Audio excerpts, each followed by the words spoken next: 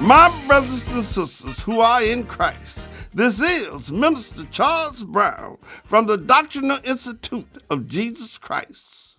Today, I will speak to the truth concerning the Jews in the Middle East and the timeline on the beginning of man coming out of darkness. This is Minister Charles Brown from the Doctrinal Institute of Jesus Christ. First, let's start with the truth concerning the Jews in the Middle East. The Jews in the Middle East is from the tribe of Jebusite of the house of Canaan. The house of Canaan had 12 tribes or brothers. The Jebusites settled in what is now Jerusalem, which they called the city of Jebus. The Greek philosopher Herodotus began to call the house of Canaan, which housed the Jebusites, the Philistines. The Israelites captured the Canaanite city of Jebus, which housed the Jebusites. Jebus and other cities began to identify themselves as the Philistines. They tried to recapture the city of Jebus by making an agreement with Israel, thereby letting their greatest warrior, Goliath, fight against Israel's greatest warrior. All warriors in Israel refused the challenge. Therefore, the shepherd boy David agreed to the challenge. David won the battle and protected Israel.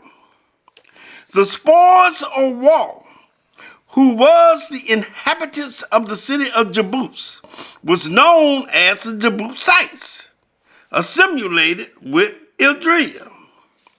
The doctrine of Israel became the doctrine of the Jebusites.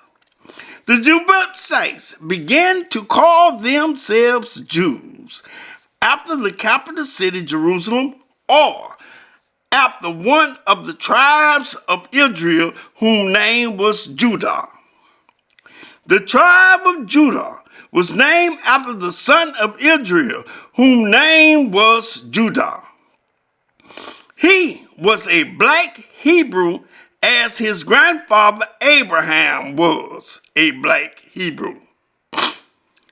After the Jebusites changed their name to Jews, thereby mimicking the tribe of Judah, their other Philistine brothers renounced the Jebusites and began to call for the death of them. The Jebusites, who are Jews, never honored the agreement that was made by the Philistines that stated that if Israel lost the battle, Israel will become the Philistine servants. And if the Philistines lost the battle, they would surrender. The Philistines lost the battle and never surrendered. Therefore, they never accepted Jesus as the Messiah. Hint: David is called a man after God's own heart. Therefore, God promised him that his son, which initially referred to Solomon and ultimately referred to Jesus Christ, will build God's house. See 2 Samuel 7th chapter, 13 through 17 verses. Jesus built God's house without hands. The Jebusites, who were the Jews, exhibited the will of God, which refers to God's desires and plans of Jesus. But they refused to surrender to Jesus, which refers to declaring that Jesus is the Messiah, that is, recognizing his miraculous birth, his death and resurrection. The non-declaration of the Jebusites, who is the Jews, for Jesus' Messiahship assures us that the man of sin in 2 Thessalonians, 2nd chapter, 3rd verse, will manifest in the Middle East.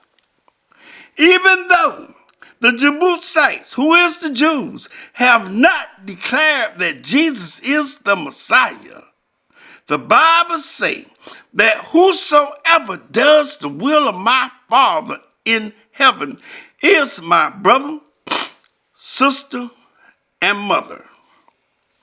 Therefore, there is a strong affinity by the Christians for the Jews. An example of this affinity for the Jebusites, who is the Jews, is found in the appointment of the apostleship of Simon the Zealot, also known as the Canaanite. I thank you for listening, and may God bless you.